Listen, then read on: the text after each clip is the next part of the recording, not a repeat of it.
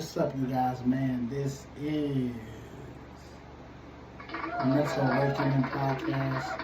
Appreciate all the love and support, you guys. Thank you for being here today. If you're watching on YouTube, like, comment, subscribe to the channel. Turn on that bell so you're notified every time I drop a video. If you're watching on Spotify, hit that bell so you get notified when I drop a pod. So I appreciate y'all for being here today. Thank you.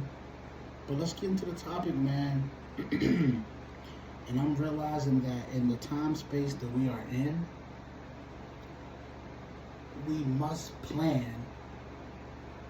for our near future. We must plan for our near future. We cannot lay by and let the future plan for us. We can't let the present dictate where we're going. Because if we let the present dictate to where we're going, we won't do anything. We'll just stay stagnant. We must plan for a better future. Especially during these times, man, that we're in. I meditated last night, and I spoke gratification and gratifying my surroundings, gratifying everyone that's attached to me, gratifying the trees for giving off oxygen, gratifying the flowers for giving the beautifulness and the color in the yard, and gratifying just life, being real grateful. Gratification is such a big part of growing and evolution and elevating your chakras, elevating your mindset. I don't even like to do the same stuff that I was doing before, man.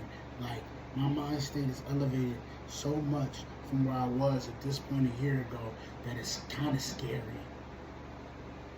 It's kind of scary because I'm just wondering what took me so long to get to this point. But what I realized is I needed those life lessons and everything that I learned in between to get to where I'm at now. I needed all that. I needed all that information that I accumulated over the years to get to where I'm at now and get my mind state to where it's at now.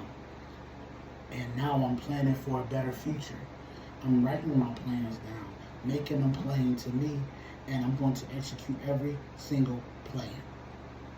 Now, it's hustle, grind, execute. That's the mantra I got in my room. It's called hustle, grind, execute. That's it.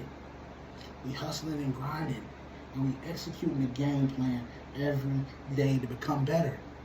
Not just better for me, better for the next generation, so that they don't have to go through what I went through, that they don't have to have these lessons to learn the lesson that I learned.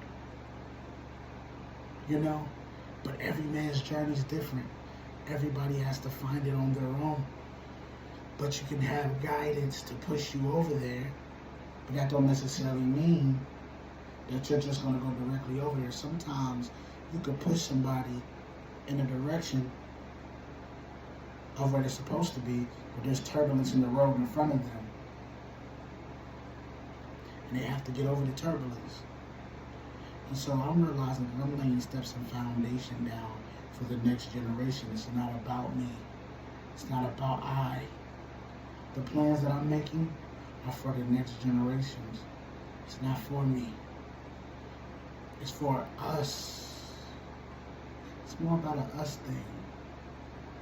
Us is the next. Realize that. Get in a mind state of planning for the future. And that just doesn't mean plan for your future. That means plan for the next, then the next, set up the next, instilling the mindset of next into your circle. And realizing that this thing does not even matter if the next don't get it. Because it dies by the wayside. Everything that you ever built and everything that you have constructed will be all for nothing if the next don't catch on. If the next don't build on that. If the next don't understand what it is they have, what it is they hold, the keys that they hold. You know, and one thing that I appreciate a lot of is that I'm getting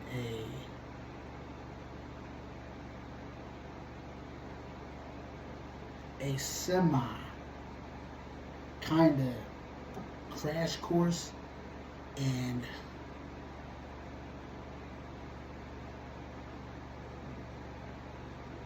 looking after or being responsible or being a guide for the youth. You know, I have a nephew, 12 years old.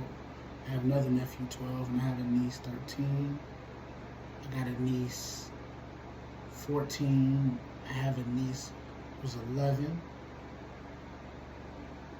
And so they're all around the same age group. And so they all, in a way, look up to me, you know.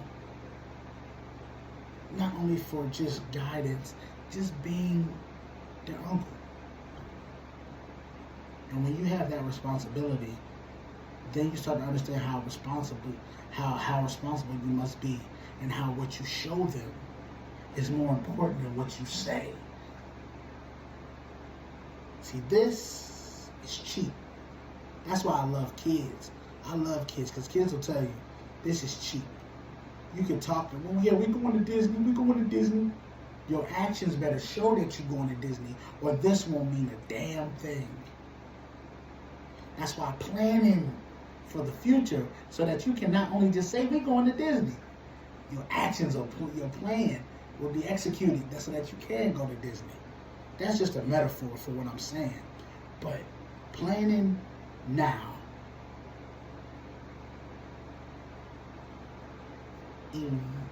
evacuates having a plan.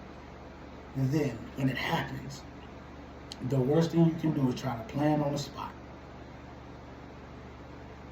You're going to miss something. That's why it's good to plan now. You know that there might be some wiggly ways or some margin for something, but you don't even focus on that. You focus on getting to your goal, regardless of the turbulence, regardless of what's in front of you, regardless of how things may plan out. You made a plan, and you're going to execute it, regardless if your shirt ripped at the end, regardless if your pant leg is ripped, regardless of your glasses is turking off to the side, whatever is going on. You made a plan, and you executed it. In the end, that's what's most important. Forget all the other stuff. See, that's going to happen regardless. That's going to happen regardless. But you got to your end goal. By any nook or crook, you're going to get to your end goal. And that's why it's good to plan. It's amazing to plan. And that's what I'm doing now. Planning our future. Because I know how close-knit we are. Whatever affects me, it's going to affect them. And whatever affects them, it's going to affect me. That's why proper planning is an amazing gift to have. I wasn't always like this, though. I used to just let things happen. No, let them flow, let them flow, let them flow. Can't let them flow. It's too many steps that if you miscalculate and let things just flow, you're going to fall through. You're going to lose everything. You must plan. You must plan. And if something pops out the blue, you already know what's coming. You plan for that. You plan for the pop-ups. But you don't focus on the pop-ups. That's the difference. You can plan for a pop-up to happen. It's kind of like, let's say this. Say your car take $5,000 to get your car all the way fixed. You put $2,500 off to the side to make it $7,500 just in case, if you have something in between, just in case something pop up. That's how you plan for it. Just in case, because it might not. If it don't pop up, then you won't need it. You got $2,500. But just in case, I'm covered. So you plan for it, not focus on it. It's a difference. It's a difference from focusing on the thing that, oh man, I know this is on the way. I know this is gonna happen.